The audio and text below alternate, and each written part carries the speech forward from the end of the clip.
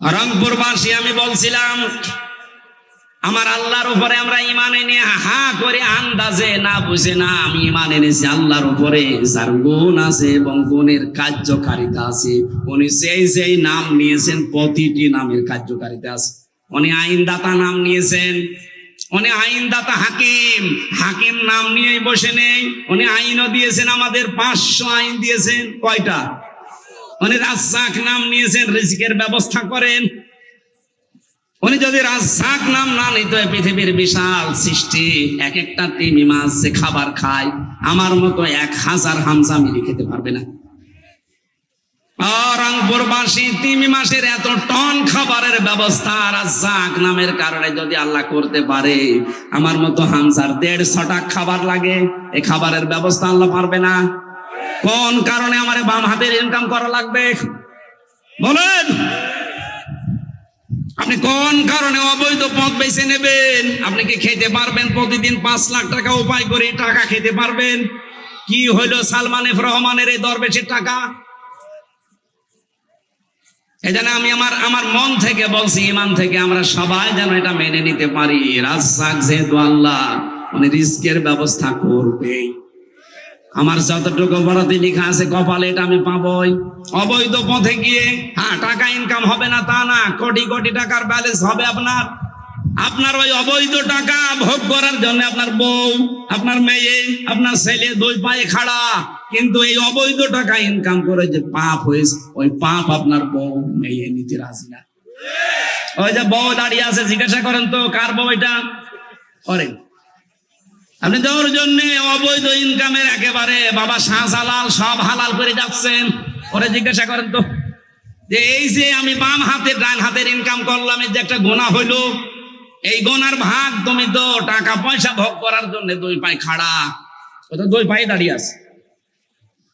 2 পায়ে দাঁড়িয়ে আছো, তাহলে আমার যে পাপের বোঝা, এটা কিছু নিবা না? ও বলবে তুমি তোমার পাপ করতে আমি বলিনি। কার জন্য কি করছেন? ওদের জন্য। ওরাই আপনাকে জাহান্নামে দেওয়ার জন্য ব্যস্ত হয়ে পড়বে, যা তুই যা। এই জন্য আমরা পাগল ভালো হয়ে গেছি। পাগল ভালো হয়ে গেছি না আমরা? না না, এ তো সামিয়ানা নিছি। পাগল আমরা ভালো হব না, আরো পাগল হব। পাগল ভালো হব না কারোর জন্য কিছু। আল্লাহ বলেন, আমাল হায়াতুদ দুনিয়া ইল্লা মাতাউল গুরুর। পৃথিবী ধোঁকা, এ বউ ধোঁকা, মেয়ে ধোঁকা, বাবা মাও ধোঁকা। কেউ কারো বোঝা কিন্তু বহন করবে না ভাই। যা করছেন আপনারটা আপনারে নেওয়া লাগবে। এই জন্য আল্লাহকে যদি আমরা বিশ্বাস করি রাজ্জাক হিসাবে, উনি রিজিক দেবেনি। পৃথিবীতে না খেয়ে মরে গেছে আমি এরকম প্রমাণ পাইনি, খেয়ে মরেছে এরকম প্রমাণ আছে। খেতে খেতে বৈধ অবৈধ নেই, মরণের খাওয়া খায়, সেটা পটল তুলি। এক কথা বলছে না কেন? নবীজির জীবনে বিভিন্ন রোগ ছিল, কিন্তু গ্যাস্ট্রিক আলসার, পেটের যে পীড়া আমরা এখন ভুগি, এই রোগ তার ছিল না। কারণ উনি খাবারের আগেই 3টা সুন্নত মেনে চলতেন, আর খাবারের পরে একটা সুন্নত কম বেশি মানতেন। খাবারের আগে নিজের পেটকে 3 ভাগ করে ফেলতেন, 1 ভাগ খাবার, 1 ভাগ পানি, আর 1 ভাগ হজমের জন্য খালি রাখতেন। আর খাবারের পরে এটা যেন দ্রুত হজম হয়, এজন্য মিষ্টি জাতীয় কিছু খেতেন। আর আমরা খাবার খেতে খেতে টুটি পর্যন্ত খাই। খাবার পরে আর জায়গা নেই, তার মানে মিষ্টি খাওয়ার সুন্নত, আরো খাবার চাই, তো রোগ হবে না? হবে কি? এই জন্য প্রত্যেকের শরীরের ভেতরে এই রোগ এখন ভরা, গ্যাস্ট্রিক আলসার। কথা বলছে না কেন? আমরা নবীর এই সুন্নতের দিকে তাকাই, আল্লাহ আমাদেরকে রোগ মুক্ত করবেন ইনশাআল্লাহ। তাহলে আমরা এমন আল্লাহর উপরে ঈমান এনেছি, শুধু নাম নিয়ে বসে নেই। নামের গুণাগুণ আছে না নেই? প্রত্যেকটি নামের গুণ আছে। আমার বিশ্বাস হয় না, তাই আমরা পাই না। এরকম 5000 নাম নিয়েছেন উনি, 5000 নামের গুণাগুণ আছে। উনি যে গাফফার নামটা নিয়েছেন, তিনি মাফ করে দেন। এই নামটা যদি না নিতেন, আমরা যা অপরাধ করি 1 সেকেন্ড শ্বাস ফেলার সময় পেতাম না। রংপুর জেলার সদর থানার অন্তর্গত চন্দনপাট মাটিয়াপাড়ার হাট ফুটবল খেলার ময়দানে হাট ব্যবসায়ী ও তরুণ সংঘের উদ্যোগে তাফসিরুল কোরআন মাহফিলের স্বনামধন্য সভাপতি, অত্র এলাকার সর্বজন শ্রদ্ধাভাজন ব্যক্তিত্ব বাংলাদেশ জামাতে ইসলামী 3 নম্বর চন্দনপাট ইউনিয়নের সম্মানিত সভাপতি আমার আরাফাতের ভাই আলহাজ মোহাম্মদ শাহজাহান মিয়া, আমার দাদার নাম। আতালাল্লাহু উমরাহু ওয়া বারাকাল্লাহু ফি হায়াতি, বলেন আমিন। মাহফিলের প্রধান অতিথি শাইখুল মাশায়েখ, বাংলাদেশ জামাতে ইসলামী কেন্দ্রীয় কর্ম পরিষদ সদস্য ও চেয়ারম্যান আল আমিন ট্রাস্ট, ইসলামিক চিন্তাবিদ, শিক্ষাবিদ, হাজারো ছাত্রের ওস্তাদ অধ্যাপক মোহাম্মদ মাহবুবুর রহমান বেলাল স্যার, দামাত বারকাতুহুমুল আলিয়া, হায়াতে তাজ্জেবা সিহাতে কুল্লিয়া কামনা করছে আল্লাহ যেন দান করে। জবান খুলে বলেন আমিন। এতক্ষণ যারা আলোচনা রাখলেন, হাফেজ মাওলানা আব্দুর রশিদ সরকার, খতিব কেন্দ্রীয় বাস টার্মিনাল জামে মসজিদ মহানগর রংপুর, মাওলানা রুহুল আমিন, মাওলানা মমিনুল ইসলাম, বিশেষ অতিথি, অনেকগুলো মানুষের নাম দিয়েছে।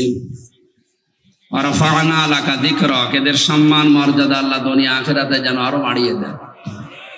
মঞ্চে বসা শ্রদ্ধাভাজন ব্যক্তিবর্গ, সামনে বসা মুসলমান ভাইরা, পর্দার আড়ালের সম্মানিতা মা এবং বোনেরা, প্রশাসনের ভাইরা, প্রাণ প্রিয় রংপুরবাসী, আল্লাহর দরবারে শুকরিয়া জানাচ্ছি যিনি আমাদেরকে একটা স্বাধীন দেশে কোরআনের কথা বলার এবং শোনার একটা পরিবেশ তৈরি করে দিলেন। এই যে মুক্তভাবে কথা বলা, এটা যে কত বড় নিয়ামত এখন আমরা টের পাচ্ছি। এই 15.5 বছরে একটা অঘোষিত জাহান্নামে ছিলাম। কথা বলেন না কেন? কোনো স্বাধীনতা আমাদের ছিল না। মনে হচ্ছিল যে সারা দেশের সব জায়গায় যেন জেলখানার মতো। ভেতরে তো 3 বছর ছিলাম, অত জেল, বাইরে এসে দেখলাম তাও আর একটা জেল। কারণ মানুষ যদি কথা বলতে না পারে, এটা যে কত কষ্টের কাজ। খালাকাল ইনসান আল্লামাহুল বায়ান, আল্লাহ তাআলা বলেন আমি মানুষ বানিয়েছি আর কথা বলা শিখিয়েছি। বিজ্ঞান এখন প্রমাণ করছে এই কথা তৈরি হতে আমাদের এই কণ্ঠনালীর ভেতরে 27টা স্তর আছে। এতগুলো স্তর পার হওয়ার পরে, ধাক্কা লাগার পরে একটা কথা তৈরি হয়। এটার সব কিছুর পেছনে যিনি ছিলেন তিনি আমাদের আল্লাহ। কথা বলে না কেন? এই নিয়ামত থেকে বঞ্চিত করার জন্য কণ্ঠনালী যারা চেপে ধরেছিল তারা হচ্ছে জালিম। আল্লাহর সৃষ্টিকে যারা বাধাগ্রস্ত করে এরা জালিম। এরা কি? এই ছেলে, এখন কি তো ঝামেলা দেখি সব জায়গায়। এখন বাদ দাও, এখন আর লাগবে না, যাও, এখন আর লাগবে না, যাও যাও যাও, সমস্যা হবে।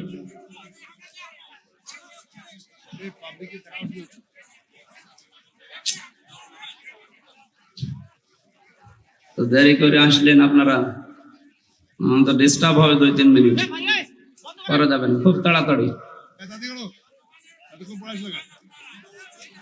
এই কথা বলা যাবে না, যে যা করছে খুব তাড়াতাড়ি করেন, একদম 30 সেকেন্ডের ভেতরে করেন। আবার কোন দিকে তাকাচ্ছেন? তাড়াতাড়ি করেন। আর এই যে এইদিকে আর এইদিকে এরা যারা দাঁড়িয়ে থাকে, কি এদের সমস্যা কি? ওই জায়গায় বসা যায় না? সব জায়গায় দেখে এই 2 লাইনে মনে হয় যে অন্য দেশ থেকে আসেন। দেখেন তো কত শান্ত ভাবে বসে আছে আল্লাহর ওলিরা।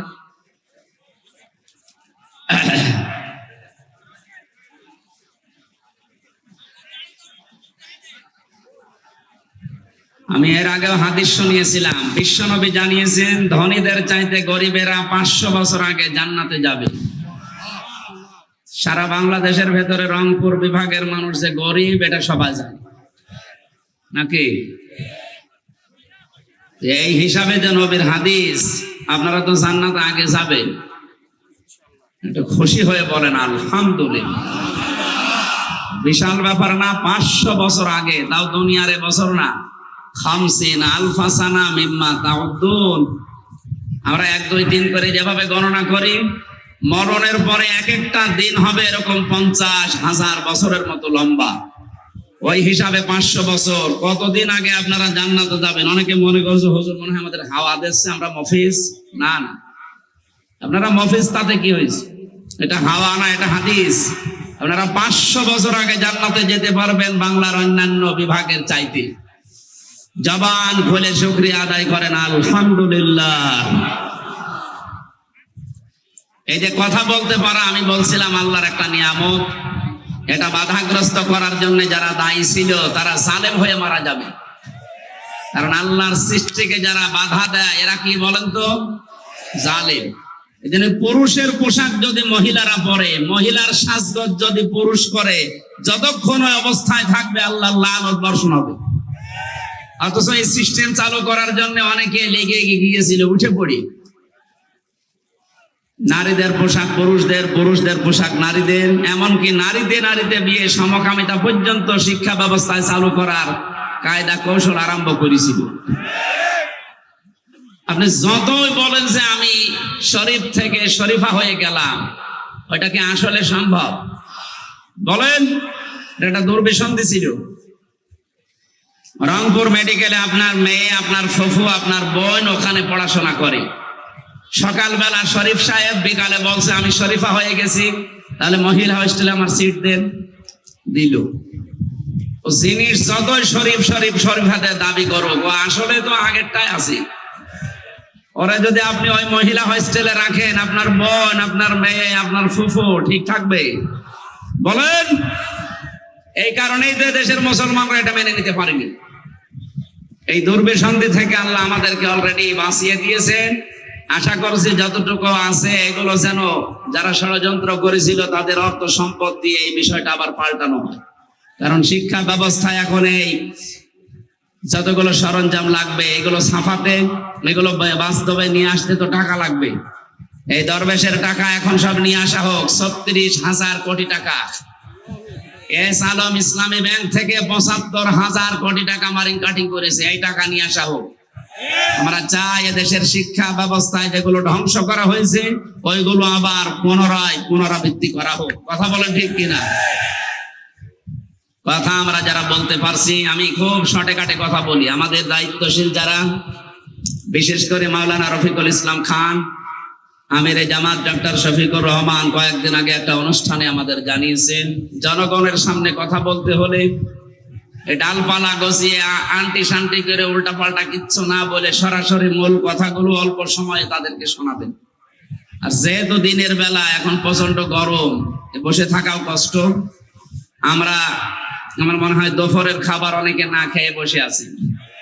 এখন যত ভালো কথাই বলি আপনার ভালো লাগবে না, কারণ গোডাউন এখন হাহা করছে। কথা বলে কেন? এখন খাওয়া দরকার। আরে কমিটি তো আর ওরকম উন্নত না যে আপনাদের ওইরকম ব্যবস্থা করবে। আমার এই যে খাবার খাওয়িয়েছে আল্লাহ জানে আর আমি জানি। রংপুর বিভাগের মানুষ গরিব, এই জন্য আমরা মেনে নিয়েছি, অসুবিধা নেই। আপনাদের মনে হয় ব্যবস্থা নেই নাকি আছে? না, নেই। কারণ আমি খাবার খেলাম তো, আমি দেখেছি। আপনাদের এত মানুষের খাবার দিতে গেলে ওদের শেষে পালিয়ে যাওয়া লাগবে। নতুন দিয়েছে এই অনুষ্ঠানটা, এই বছরেই মনে হয় প্রথম এদের জন্য। আগামীতে ইনশাল্লাহ আপনাদের জন্য আয়োজন হবে। যে কথাটা বলতে চাই আমি, কোরআন শুনতে যারা আসে তাদেরকে আল্লাহ কিছু দায়িত্ব দেয়। কোরিয়াল কোরআনু ফাসতামিউ লাহু ওয়া আনসিতু লাআল্লাকুম তুরহামুন। কোরআন শুনতে গেলে 1 নম্বরে শুনতে হবে, 2 নম্বরে চুপ থাকা লাগবে। এ ঘোষণা কার? যেখানে যা হচ্ছে হয়ে যাক ভাই, আপনি একবারে শুনবেন, আপনার দেখা লাগবে এ কথা বলে নাই, শোনা লাগবে। শুনতে তো পারছেন নাকি? শুনবেন, 2 নম্বরে চুপ থাকবে। কোন উলট পালট কিছু যদি দেখেন এরপরে যদি চিল্লাপাল্লা করেন, এই আয়াত কিন্তু মানা হচ্ছে না, তাহলে আল্লাকুম তুরহামুন নাজিল হবে না, তখন আবার গজব নাজিল হবে। 2 নম্বর, আমরা যারা বলতে আসি আমাদের আল্লাহ কিছু দায়িত্ব দিয়েছেন। আল্লাহ পাক বলেন, কিতাবুন উনজিলা ইলাইকা ফালা ইয়াকুম ফি সাদরিকা হারাজাম মিনহু লিতুনজিরা বিহি ওয়া যিকরা লিল মুমিনিন। হে নবী, এই যে কিতাব, এটা আপনাকে আমি দিলাম। এটা কিতাবের আগে আলিফ লাম নেই। এই পৃথিবীর একটা কিতাব আপনাকে দিলাম। কেমন কিতাব জানেন? লিতুনজিরা বিহি, এটা দিয়ে মানুষদের সতর্ক করার সময় আপনি কিন্তু ভয় পাবেন না। হারাজনের ব্যাখ্যা আছে দুইটা। এক নম্বরে কোরআন প্রচার করতে গেলে সামনে যারা আছে শ্রোতা হিসাবে, দর্শক হিসাবে, এরা অনেকে এমন আছে আপনার কথা শোনার পরে না বোঝার কারণে রাগ করতে পারে। এরকম মানুষ দেশে আছে, আগে আরো বেশি ছিল, এখন কমেছে। আমি যেটা বলতে চাই কোরআন দিয়ে ও না বুঝে আন্দাজে রাখবো না, এরকম শ্রোতা দেশে ছিল না? এক কথা বলেন না কেন? একবার খুলনাতে পেয়েছিলাম, সভাপতি এমন মানুষকে বানিয়েছে, উনি আমার কানের কাছে মুখ নিয়ে বলছে, হুজুর এখানে রাজনৈতিক দলের লোকজন আছে 18 সালে, আপনি এক কাজ করেন, কবরের ওয়াজ করেন। কবরে গেলে কি হয়? প্রথমেই তো জিজ্ঞাসা করবে মার রব্বুকা, তোমার রব কে? রবের 5টা অর্থ প্রধানত। এক নম্বরে রব মানে আইনদাতা। রব মানে কি? আমি প্রশ্ন করলাম, এই দেশে কি আল্লাহর আইন 500টা একটাও চলে? জনগণ বলছে না। তাহলে আপনি কবরে যেয়ে ধরা খাবেন? কথা বলেন না কেন? এখন এইটা কি ফেরেশতারা কায়েম করে দিয়ে যাবে, না এই দায়িত্ব আমাদের? এটা পালন করার জন্য যে কর্মসূচি নেওয়া লাগে, এটা নেওয়া লাগবে। একটা একটা করে আরম্ভ করলাম। অনেক বলছে হুজুর কবরের ওয়াজ করার দরকার নেই, মাটির নিচের ওয়াজ বাদ, উপরের ওয়াজ কর। উপরে তো আরো সমস্যা বেশি। উপরে সমস্যা বেশি না? উপরে কি দিয়ে তৈরি হয় মানুষ? সংসার দিয়ে। সংসার না হলে মানুষ আসে? আমরা দেখছি এখন অনেকে সংসার বাদ দিয়ে হচ্ছে। এগুলো মানুষ বলা যায় না, এগুলোর নামের আগে আর একটা ডিগ্রি আছে, জারজ। কথা বলে না কেন? এইটা তৈরি করার জন্য অনেকে উঠে পড়ে লেগেছিল, জাতি যেন জারজ হয়, এই জন্য একেবারে খোলামেলা পরিবেশ তৈরি করে দিচ্ছিল। আল্লাহ আমাদের বাঁচিয়েছেন। আমি শুধু টাচ দিলাম, নিচে নামতে পারলাম না। আপনি বসেন। বিয়ের আগে যদি কেউ জন্ম নেয়, ওটা কি বৈধ না অবৈধ? আমরা অনেকের জীবনী পড়ে এখন দেখতে পাচ্ছি এই মানুষগুলো বিয়ের আগে জন্ম নেওয়া। এখন যে ডাক নাম আমরা শুনি, এ নামও তার না, নাম আরো ছিল। আমার ফাঁসি চাই, আমি মেজর ডালিম বলছি। আপনি এই 2টা বই পড়েন, দেখেন অনেকের নাম এখন সব বানানো, আগের নাম নেই। আমি আর নিচে নামলাম না। সম্মানিত উপস্থিতি, যে কথাটা আমি বোঝাতে চাই, কোরআনে কারীম আল্লাহ পাক আমাদেরকে দিয়েছেন সতর্ক করার জন্য। এই যে সভাপতি আমার যে জানিয়েছে যে আপনি সাংসারিক বিষয়ে কথা বলেন, স্বামী স্ত্রীর কেন গন্ডগোল হয়, এটা মিটাতে হয় কি কি করে। ও মনে করছে এইটা বললে মনে হয় আমার গায়ে আর লাগবে না। এখন সূরা নিসার 34 নম্বর আয়াতে আছে যে কেন কেন গন্ডগোল হয়, এটা মিটাতে কি কি করা লাগে। ওখানে 5টা পদ্ধতি দেওয়া আছে। তাফসীর আকারে কথা বলার পরে বাড়িতে নিয়ে গেল খাবার খেতে, যে দেখছে রাগ করে আছে। কি এখন রাগ করেন কেন? আপনার মতোই তো কথা বললাম। আমরা কোরআনে কারীমের কথা শুনতে হলে যে নিয়ম নীতি বলা লাগে, সামনে আল্লাহর ওই ধরনটা সামনে বলছিলাম যে আল্লাহর কথা বলতে গেলে অনেকে না বুঝে রাগ করে। আর অনেক মানুষ আছে নিজেদের মন মতো বানিয়ে ইসলাম পালন করে। কোরআনের কথা বললে ওই বানানো ইসলাম তো টিকবে না। টিকবে? ওই তখন ওই মানুষগুলো রাগ হয়ে যায়। আল্লাহ বলেন, হে নবী, আপনার মনের ভেতরে কোনো ভয় ভীতি যেন কাজ না করে, কোরআনের সঠিকটা তুলে ধরবেন। বলিল হাক্কু মির রাব্বিকুম ফামান শাআ ফালিউমিন ওয়া মান শাআ ফালিয়াকফুর। সঠিক কথা তুলে ধরেন, হক কথাগুলো। যার ইচ্ছা হয় সে মেনে নিক, যার ইচ্ছা হয় সে অস্বীকার করুক। ইন্না আতাদনা লিয-যালিমিনা নারা, আমি জাহান্নামের আগুন প্রস্তুত করে রাখলাম যারা জালেম তাদের জন্য। এই আয়াত থেকে প্রমাণ হয় যারা হক কথা গ্রহণ করে না তারা আল্লাহর ভাষায় জালেম। তারা কি? আমরা জালেম যেন না হয়ে যায়। এখান থেকে যে কথাগুলো ডেলিভারি দেওয়া হবে আমরা আমাদের বাস্তব জীবনে মিলাই। আজকের আলোচনার বিষয় হচ্ছে নিরাপত্তা। কি বললাম বলেন তো? আমরা নিরাপত্তা চাই না? এটা একচ্ছত্র মালিকানা আল্লাহ, যেহেতু তার নামই শান্তি, নিরাপত্তা। সালাম, সালাম কার নাম? উনি এই নামটা নিয়েছেনই শান্তি দেওয়ার জন্য। এটা যদি কিনতে পাওয়া যেত শান্তি, তাহলে দুনিয়ায় গরিব মানুষ শান্তিতে থাকতো না। পৃথিবীর বহু ধনী মানুষের কোনো শান্তি নেই, 24 ঘন্টা একটা টেনশন লেগে আছে, বিভিন্ন টেনশন। শান্তি দেওয়ার মালিক আল্লাহ। কারা শান্তি পাবে? আর শান্তিটা আসবে কি করে? কি কি কাজ বাদ দিলে করলে দুনিয়ায় শান্তি পাওয়া যায়, স্বস্তি পাওয়া যায়, নিরাপত্তা পাওয়া যায়? কোরআনে কারিমে বর্ণিত নিয়ম অনুযায়ী আমরা আজকে আমাদের জীবনে মিলাবো ইনশাআল্লাহ। সূরা আনআম 82 নাম্বার আয়াতটা আমরা পড়েছি। তাফসীর মাহফিল লিখে দিয়েছেন, আমরা তাফসীর আকারে কথা বলবো ইনশাআল্লাহ। আল্লাহ রাব্বুল আলামিন বলেন, আল্লাযীনা আমানু, যারা ঈমান আনে।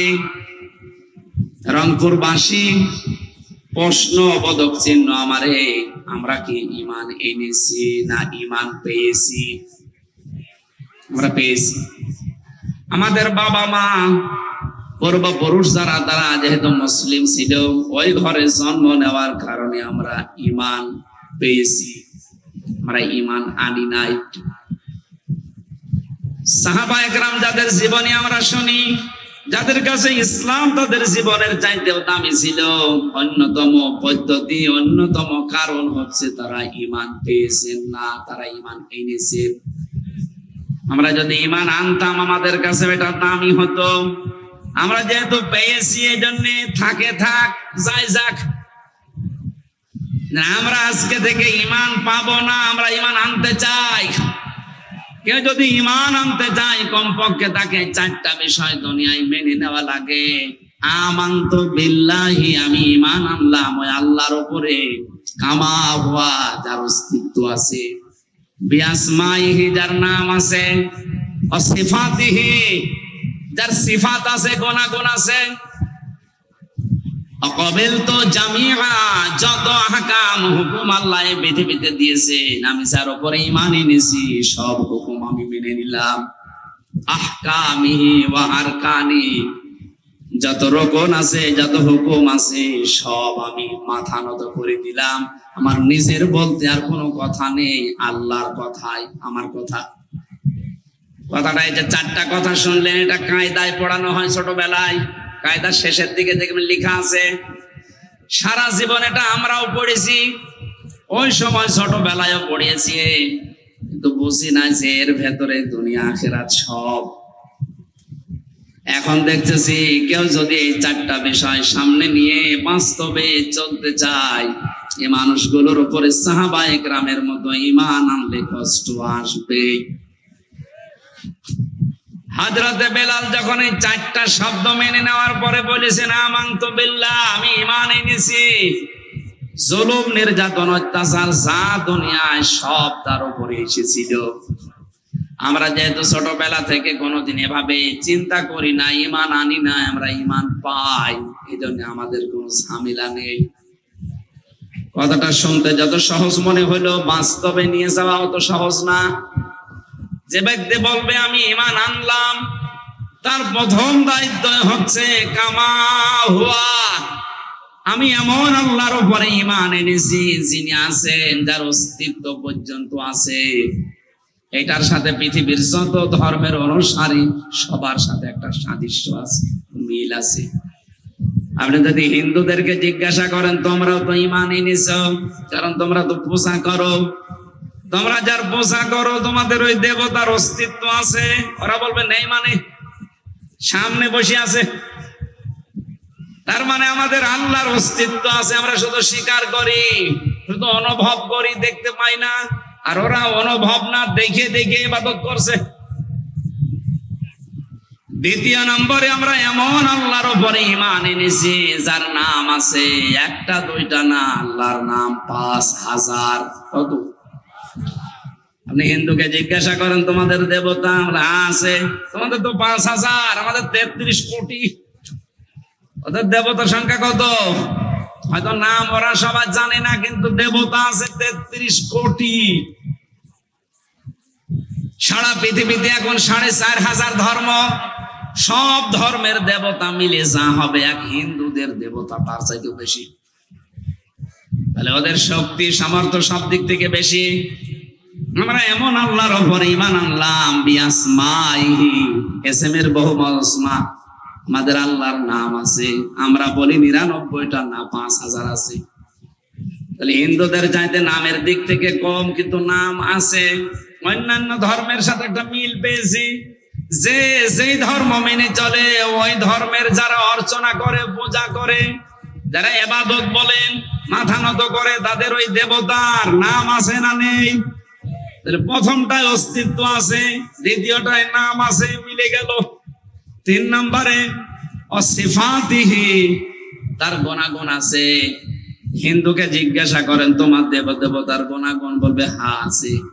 দুর্গার গুণাগুণ হচ্ছে ফসলে বরকত দেওয়া। কথা বলছেন এখন? আপনারা জিজ্ঞাসা করেন যে দুর্গা যে নাম দিলে কি, এর গুণাগুণ কি, কি করে? বলে ফসলে বরকত দেয়। সরস্বতী কি করে? লেখাপড়ায় বরকত দেয়।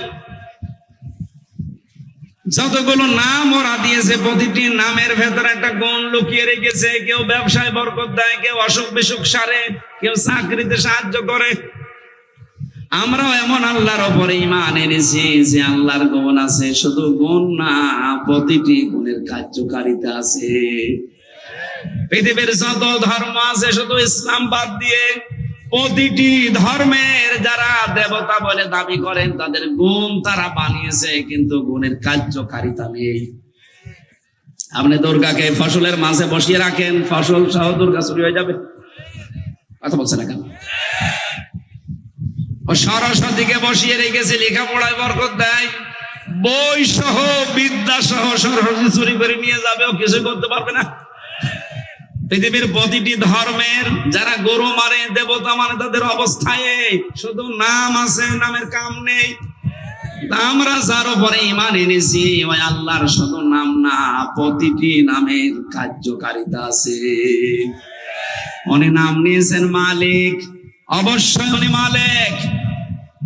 আল্লাহ পাক এমন মালিক, এই পৃথিবীর ময়দানে যারা সৃষ্টি বলে দাবি করছে যে একজন সৃষ্টিকর্তা আছে, তাদেরকেই তিনি জানিয়েছেন আলা লাহুল খালকু ওয়াল আমর তাবারাকাল্লাহু রাব্বুল আলামিন। আল্লাহ বলেন সৃষ্টি যার, হুকুম চলবে তার। হয়তো আল্লাহ একজন আছে, তিনি আমাদেরকে বানিয়েছেন। এই কথাগুলো অনেক ধর্মের মানুষের মূল ভিত্তি। আপনি হিন্দুকে জিজ্ঞাসা করবেন এই জগৎ বানিয়েছে কে, ও বলবে উপরওয়ালা। কে? শুধু হিন্দু না, আবু জেহেলকে ওই জামানায় জিজ্ঞাসা করেছিল ওয়ালা ইন সাআলতাহুম মান খালাকাস সামাওয়াতি ওয়াল আরদা লা ইয়াকুলুন্না আল্লাহ। হে নবী, আবু জেহেলকেও যদি জিজ্ঞাসা করেন আসমান জমিন কে বানিয়েছে, ও আবু জেহেল গ্যারান্টি দিয়ে বলবে আল্লাহ বানিয়েছে। তার মানে সৃষ্টিকর্তা যে একজন আছে, এটা আবু জেহেলও বিশ্বাস করতো। কথা বলে না কেন? এই আয়াতটা আমি বানালাম, কোরআনে বহু জায়গায় আয়াতটা আছে ওয়ালা ইন সাআলতাহুম। আপনি যদি ওই কাফেরদের জিজ্ঞাসা করেন, ওই মুশরিকদেরকে জিজ্ঞাসা করেন আসমান জমিন কে বানিয়েছে, ওরা এক বাক্যে তাও গ্যারান্টি দিয়ে বলবে আল্লাহ বানিয়েছে। তাহলে তাদের ভেতরে আমাদের ভেতরে পার্থক্য কোনটা? ওরা আল্লাহর এই নামকে বিশ্বাস করার পাশাপাশি নামের পাশে আর একটা জিনিস যোগ করতো। হ্যাঁ, আল্লাহকে আমরা আইন দাতা মানি, কিন্তু তার পাশাপাশি নিজেরা আইন বানিয়ে ওইটাও চালিয়ে দিত। কথা বুঝতেছেন? আজ বাংলাদেশের দিকে তাকান, আল্লাহকে বিশ্বাস করি না এই কথা হিন্দু পর্যন্ত বলবে না। যারা মুসলমান নামধারী আছে তারা তো বলবে আল্লাহ একজন আছে। আল্লাহর আইনও বিশ্বাস করে, কোরআন এটা মানতেও চাই, পাশাপাশি আর একটা কিছুকে এর সাথে যোগ করে দেয়। আল্লাহ পাঠিয়েছেন যে আইন কানুন নিয়ম নীতি, ওটা মানে কম বেশি, ওর পাশে আর একটা যোগ করে নিজেরা বানিয়ে নেয়, অথবা আব্রাহাম লিঙ্কনেরটা যোগ করে দেয়। ওরা ১৫০০ বছর আগে আল্লাহর পাশাপাশি অন্য কাউকে দাঁড় করিয়ে যদি মুশরিক হয়, এই বাংলাদেশে যারা আল্লাহর আইনের পাশাপাশি অন্য কিছুকে দাঁড় করাতে চান, তারাও মুশরিক। কাটসাট কথা বললাম, এবার না বুঝলে আমার কিছু করার নেই। ওই জামানায় ওরাও বলতো উপরওয়ালা একজন আছে। আমি বহু হিন্দুকে এই কথা বলতে শুনেছি বিপদে পড়লে। আমি বরিশালে যখন পড়তাম তখন নৌকা ছিল, ওই ব্রিজ হয়নি, ঝড় উঠেছে, নৌকা তো দোলাদুলি করছে। আমরা যারা মুসলিম বলছি লা ইলাহা ইল্লাল্লাহ।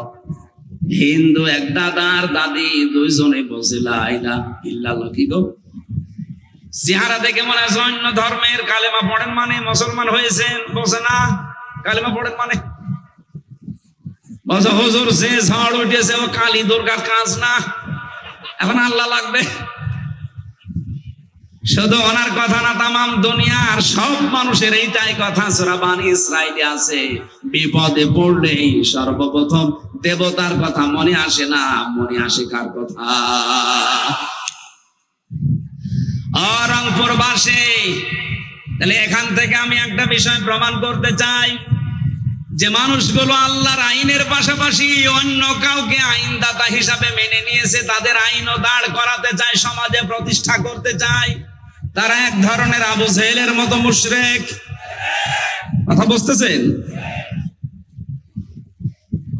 এই জন্য আমরা আশা করব আল্লাহ যেখানে উনি যেটা পারবে ওইটা অন্য কেউ পারবে, কথা আমরা মানি না, বিশ্বাসও করি না।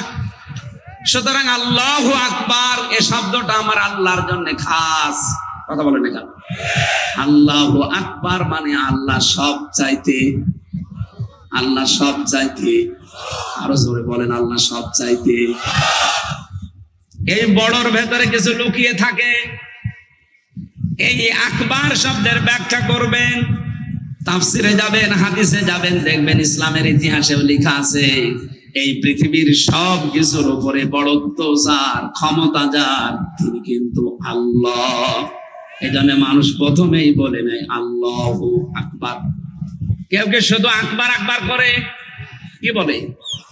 আল্লাহু আকবার। আকবারের ব্যাখ্যায় আছে পৃথিবীর সবার উপরে আমার আল্লাহর শক্তি, ক্ষমতা চলে। ক্ষমতার উৎস জনগণ নয়, কে? যারা বলেন ক্ষমতার উৎস জনগণ, তাদের ঈমান আর আবু জেহেলের ঈমান এক। সুতরাং এটা পাল্টাতে হবে। হয়তো আপনি না বুঝে এরকম কাজ করেন, আজকেই সিদ্ধান্ত পাল্টিয়ে যান।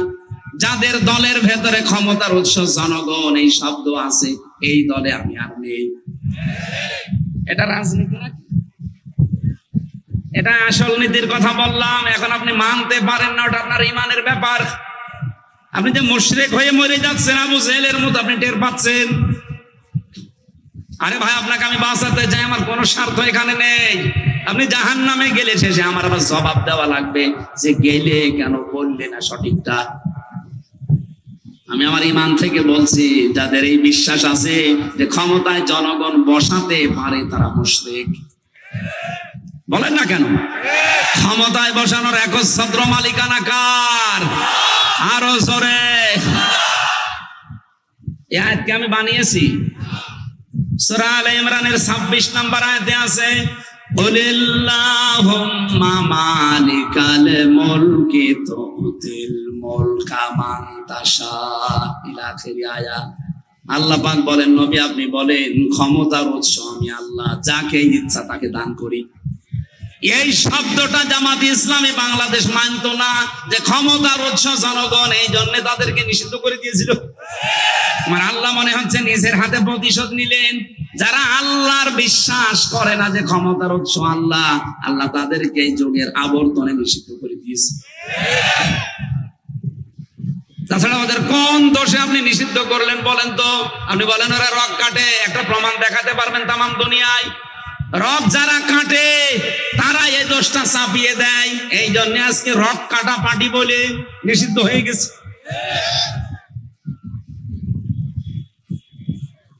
এই শব্দটা, এই স্লোগানটা ছড়িয়েছে সালেমরা, এই কারণে ওরা ভালোভাবে জানে ইসলামী ছাত্র শিবিরের নামে যদি রক কাটা দেওয়া যায়, তাহলে ওরা ওই দলে যেতে পারবে না, ওরা কোরআন হাদিসও শিখতে পারবে না। বাংলাদেশে অনেকগুলো ইসলামী দল আছে, ছাত্র সংস্থা আছে, ছাত্রদের ভেতরে কাজ করা অনেক সংগঠন আছে। একমাত্র ইসলামী ছাত্র শিবির যোগ্য করে গড়া তোলার একটা ফ্যাক্টরি। আপনার সন্তানকে একেবারে যোগ্যতা সম্পন্ন করে তুলবে, এতটুকু বিশ্বাস আসে না আপনার যে এই জেনারেল একটা ছেলে বিড়ি খায় না, মা বাবার সাথে বিয়াদবি করে না, ডাল খায় না, কোন মহিলার সাথে উল্টা পাল্টা কোন লাইন নেই, এর চাইতে আপনি কি চান একটা জেনারেল ছেলের কাছে? বলেন। মাদ্রাসায় পড়েছে, মক্তবে পড়েছে, কলেজে পড়ে, বিশ্ববিদ্যালয়ে পড়ে, তাই যদি ওর আচরণ এই হয়, ওকে গড়ে তুলছে কি করে দেখছেন না? চারিদিকে একেবারে গনায় হাবুডুবু খাচ্ছে, সেখানে এই জায়গায় টিকে থাকা কত কঠিন। এরপরও যদি আপনার এই চোখে আঙ্গুল দিয়ে দেখানো লাগে, আপনি একটা বিড়িখোর, ডাইলখোর, মদখোর, নারীখোর, ইসলামী ছাত্র শিবিরের ছাত্রী সংস্থায় যারা আছে, একটা যদি দেখাতে পারেন যে হ্যাঁ ডাইল খায়, আমি জীবনে কথা বলবো না। এর যাতে বড় আল্লাহর ওলি আবার কোথায় পাবেন? আপনি আল্লাহর ওলি খোঁজার জন্য সেই চট্টগ্রামে যাচ্ছেন, বরিশালে চলে যাচ্ছেন, কে বলি যেগুলো আল্লাহর ওলি? যাদের কোনো কাজ নেই, কাম নেই, শুধু বসে বসে খায়, এগুলো আল্লাহর ওলি, আল্লাহর শত্রু। এগুলো আল্লাহ মানুষকে বানিয়েছে কাজ করার জন্য। যোগ্যতা অর্জন করেন, পৃথিবীকে কিছু দিয়ে যান। যারা বলেন ইন্নাল্লাযীনা আমানু ওয়া আমিলুস সালিহাত, যারা ঈমান আনে আর আমলে সালেহ করে, এই ব্যাখ্যাটা অনেকে বাস্তবতা বোঝে না। সালেহ এই শব্দটার শাব্দিক অর্থ হচ্ছে যোগ্য। সালেহ মানে শুধু নেক না, শুধু সৎ না। আপনি যদি ঈমান আনার পরে শুধু সৎ হয়ে চলতে চান, চলতে পারবেন না। আপনাকে যোগ্য হওয়া লাগবে। যে যেই জায়গায় আছে ওই জায়গাতে যদি যোগ্যতা অর্জন না করে বসে, দেখবেন ওই জায়গায় দুর্নীতির আঁকড়া বানাবে। গত পরশুদিন ধরা পড়েছে, আপনি দেখতে পাচ্ছেন না, সাবেক কৃষি মন্ত্রী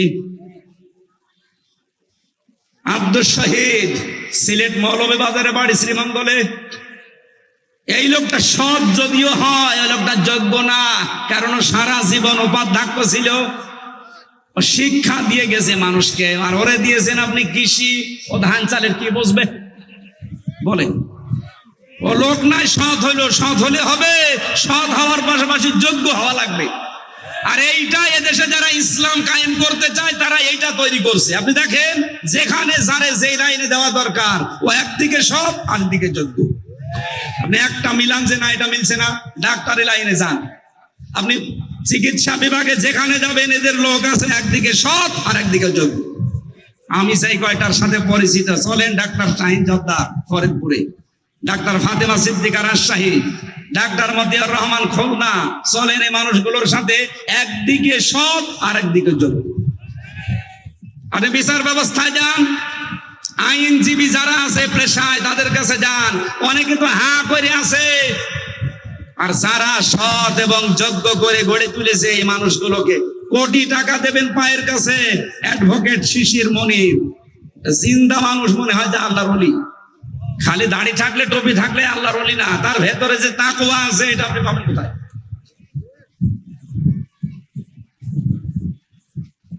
এই লোকটার বাড়ি থেকে এখন টাকার বস্তা বের হচ্ছে, স্বর্ণের বস্তা বের হচ্ছে, গতকালকে রিপোর্ট। আমি জানছি এই লোকটাকে যদি শিক্ষা ব্যবস্থায় যেত, কিছু না কিছু করতে পারতো। ওরে দিয়েছে কৃষি মন্ত্রী, ওরে যদি আপনি পিটিয়ে মেরে ফেলেন, 1 বিঘা জমিতে কয় মন ধান হয় ও সাদা বলতে পারবে না, কারণ ও জীবনে তো মাঠে যায়নি। এই জন্য যারা এই ব্যাখ্যা করেন, তাদেরকে আমি আধুনিক ব্যাখ্যা পড়ার জন্য বলছি।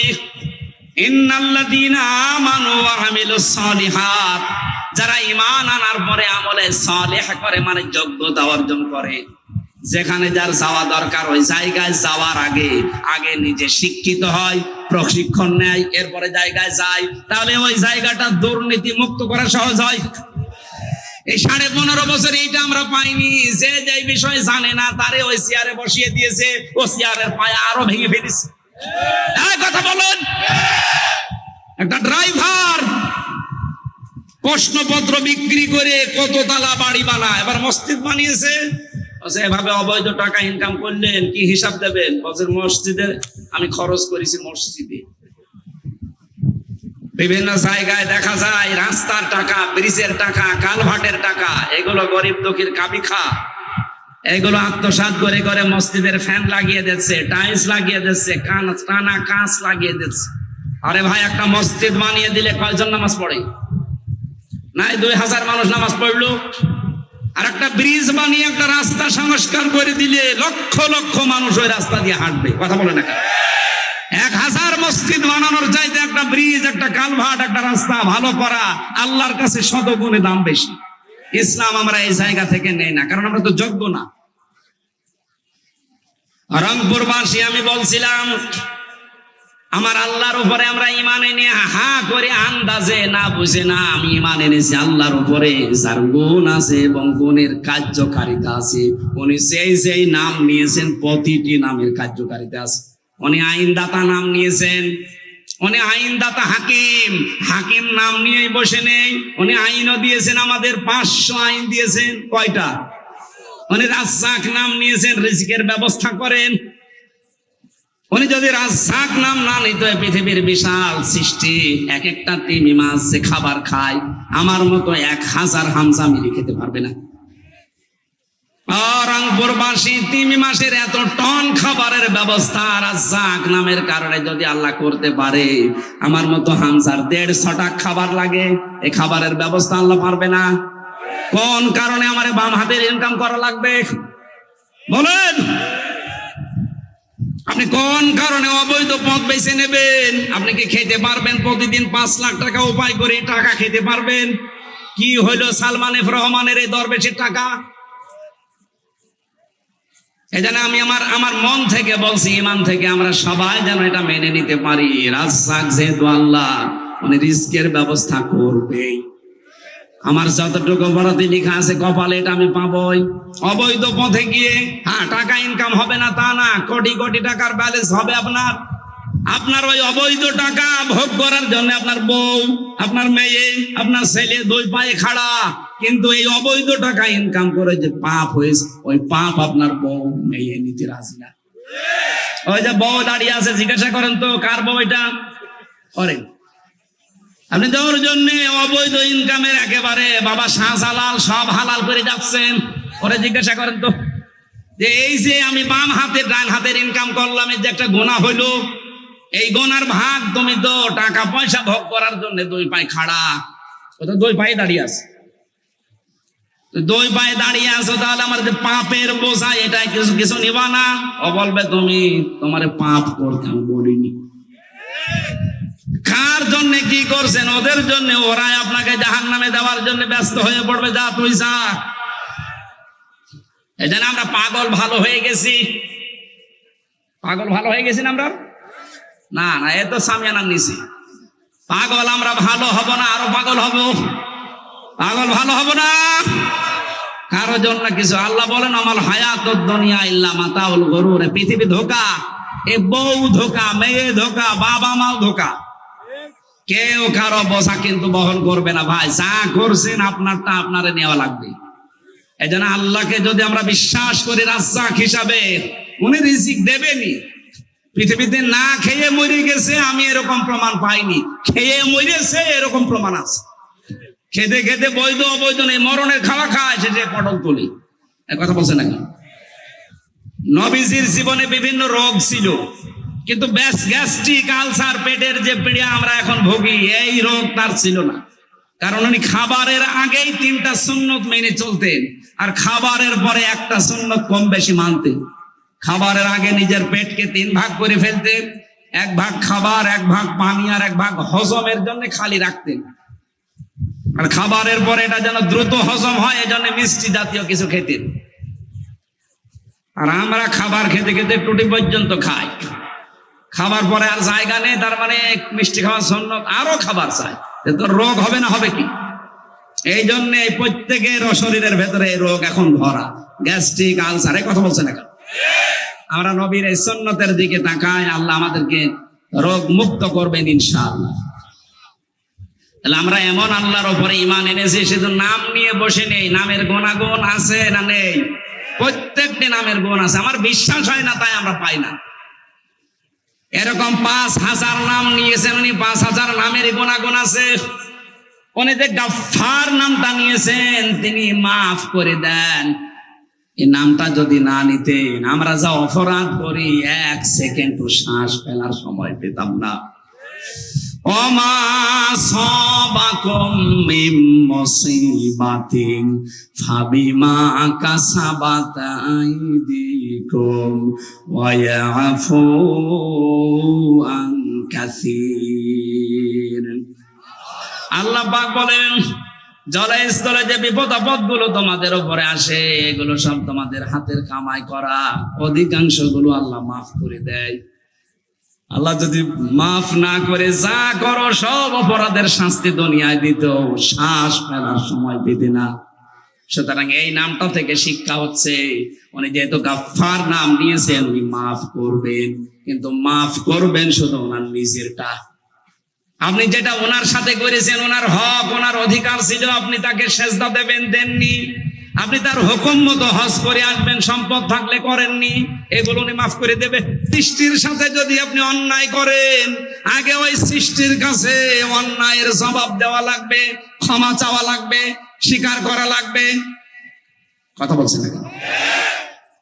সুতরাং এই 15.5 বছরে যারা অন্যায় করেছেন, আপনি শুধু আল্লাহর কাছে করেছেন তা না, 18 কোটি জনগণের কাছেও করেছেন। বলুন, আপনি দোষ করলেন একজনের কাছে, মাফ চাবেন আর একজনের কাছে, আপনি কি ইয়ার কি মারেন? আমার সাথে এক ওসি ছিল জেলখানায়, আমি তাওবার ব্যাখ্যাটা একদিন বলার পরে আমারে বলছো, হুজুর এই যে নির্বাচনটা গেল, রাত 12টার পর থেকে আমার লোকজন নিয়ে আমি আল্লাহর নামে ভোট কাটা আরম্ভ করলাম। নাম নিয়েছে কার?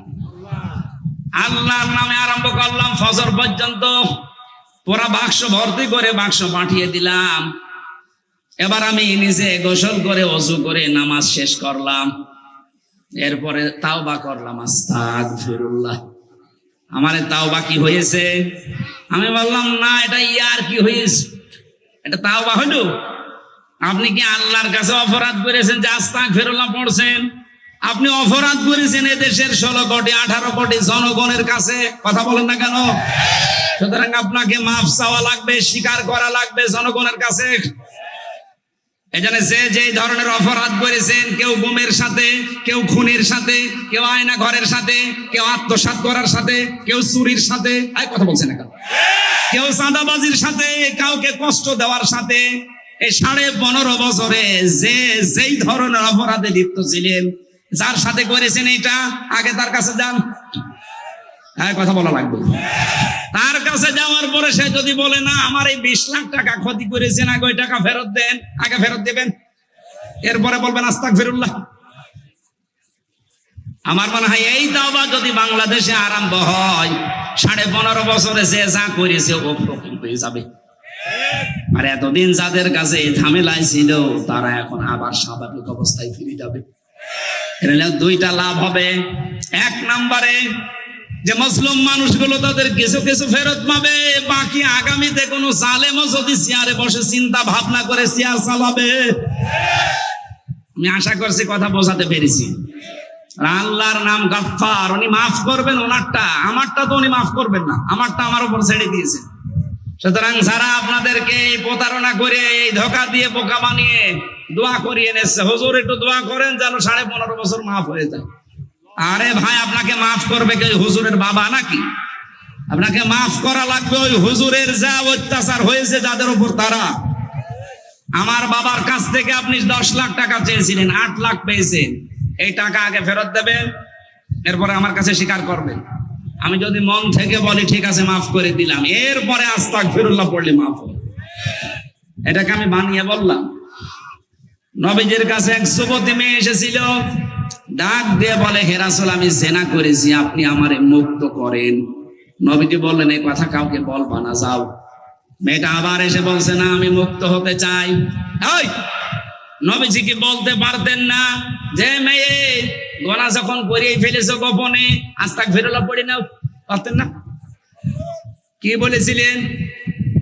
যে জিনা করার কারণে তুমি কি গর্ভবতী? বলে হ্যাঁ, তাহলে ছেলেটা হোক। ছেলেটা হওয়ার পরে বলে না 2 বছর দুধ দেওয়া লাগবে। 2 বছর দুধ দেওয়ার পরে আবার এসেছে। নবীজি বললেন ঠিক আছে সাহাবী, এই বাচ্চাটা নিয়ে নাও, আর মেয়েটাকে মাটির ভেতরে গেড়ে পাথর দিয়ে নিক্ষেপ করে শেষ করে দাও। একজন সাহাবের গায়ে রক্ত লেগেছিল, খালিদ ইবনে ওয়ালিদ। তিনি যখন ভৎসনা দিচ্ছিলেন, নবীজি বললেন খালিদ থামো। এই মহিলার অনুশোচনা, এই মহিলার তাওবা, এর যে প্র্যাকটিক্যাল লাইফে যে কষ্টটা স্বীকার করে গেল আল্লাহর বিধান পালন করার জন্য, আল্লাহর এই বিধানের জন্য সেই মহিলাটা এমন দরজায় পৌঁছে গেছে। মানুষ যদি জালেম হয় আর সে যদি এইভাবে তাওবা করে শাস্তি নিতে পারে, আল্লাহ তাকেও মাফ করে দেবে। আমাদের দেশে এখন এই হাদিসটা 100% দরকার। যে অপরাধ করেছেন ওই অপরাধের জন্য দুনিয়ায় আগে শাস্তি নিয়ে যান। কাউকে আপনি 8 বছর আয়না ঘরে রেখেছিলেন, আপনিও 8 বছর থাকবেন। কথা বলে না কেন? আমারে 3 বছর রেখেছিলেন ফাঁসির কন্ডেম ছেলে, আপনাকে 3 বছর রাখা লাগবে। কাউকে গুম করেছেন, আপনাকেও গুম করা হবে। কারো টাকা মেরে খেয়েছেন, ওই টাকা আপনারও মেরে খাওয়া হবে। আপনার তো মেরে খাওয়া না, আপনার ফেরত দেওয়া। কারো ব্যবসা বাণিজ্য বন্ধ করে দিয়েছেন, আপনারও ব্যবসা বাণিজ্য 2 বছর বন্ধ থাকবে। দেখেন কেমন লাগে। যা করেছেন ওইটা আপনার উপরে আগে শোধ হবে, এরপরে আপনাকে আমি আস্তাগফিরুল্লাহ পড়াবো। এইভাবে যদি আমরা সত্যি এদেশে নিয়ম নীতি চালু করতে পারতাম, কিয়ামতের আগে এই দেশে কেউ জুলুম করার সাহস পেত না। হুজুর কিছু বেরিয়েছে, তাদেরকে ডাক দেবো, হুজুর তওবা পড়িয়ে দিন। হুজুরও পাগল, 2000 টাকা দিলে তওবা পড়িয়ে দিচ্ছে। ওইরকম তওবা নবীজি পড়াতে পারতেন না? এই কথা বলেন না কেন? ওই মহিলাকে তার জেনার শাস্তি দিয়ে তারপরে বলেছেন মাফ হয়ে গেছে। আপনি আগে গোমের শাস্তি নেবেন তো, আয়না ঘরের শাস্তি আগে নেবেন তো। মাটির নিচে নিয়ে রেখে দিলেন 10 বছর, ওই শাস্তি নেবেন না? তাহলে আন্দাজে আপনাকে যদি আল্লাহ মাফ করে দেয়, আমার কাছে দায়িত্ব আছে, আপনার একটা বোঝাপড়া আছে, এটা না নিয়ে আপনি মাফ পেয়ে গেলেন, একটু অবিচার হবে না? আল্লাহকে অবিচার করবে না। সাবধান করছি, এভাবে ধোকা দিয়ে বোকা বানিয়ে অনেকে মারা চলে যাচ্ছে। মারা গেলে হবে না, আপনাকে আগে দুনিয়ায় শোধ করে যাওয়া লাগবে। কেউ যদি দুনিয়ায় কোনো অপরাধ করার পরে শোধ না হয়, ওই বিচার কিয়ামতে আল্লাহ ডবল করে করবে। এই জন্য প্রত্যেকের কাছে, আপনি স্বামীর কাছে অপরাধ করেছেন, স্বামীকে আগে বলেন যে আমি ভুল করে ফেলেছি। স্ত্রীর কাছে অপরাধ হয়েছে, স্ত্রীর কাছে আগে স্বীকার করে। যে যার কাছে অপরাধ করবে সে তার কাছে স্বীকার করবে, এইটাই কোরআন হাদিস। সুতরাং আমরা ঈমান আনতে চাই, আর ঈমানের ভেতরে যেন জুলুম প্রবেশ না করে। এখানে জুলুম মানে শিরিক। জুলুম মানে কি? আমারে যদি কেটে ফেলা হয়, আগুনে পুড়িয়ে দেওয়া হয়, ধ্বংস করে ফেলা হয়, তারপরও আমি দুনিয়া থেকে চলে যাব, শিরিক করব না। আর যারা করছেন তারাও না বুঝে করছেন।